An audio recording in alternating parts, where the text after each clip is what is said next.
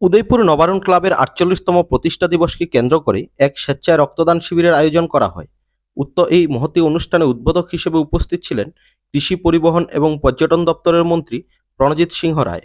এছাড়াও উপস্থিত ছিলেন মাতাবাড়ি বিধানসভা কেন্দ্রের বিধায়ক বিপ্লব কুমার ঘোষ, সমাজসেবী প্রবীর দাস, পৌরপিতা শীতলচন্দ্র মজুমদার সহ ক্লাবের অন্যান্য সদস্যগণ। এদিনের এই রক্তদান শিবিরে ৪০ জন রক্তদান করেন স্বেচ্ছায়।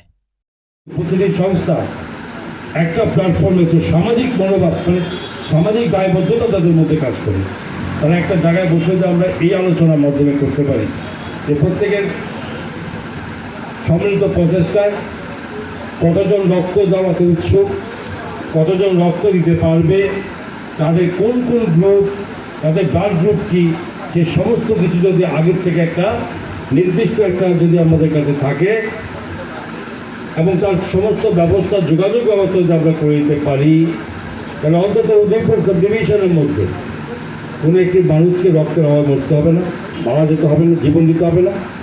এবং যখন সময় সেই একটা বিশ্ব কলকাতা থাকবে এবং সেটা যদি করতে পারি তবে সবচেয়ে মহান কাজ হবে।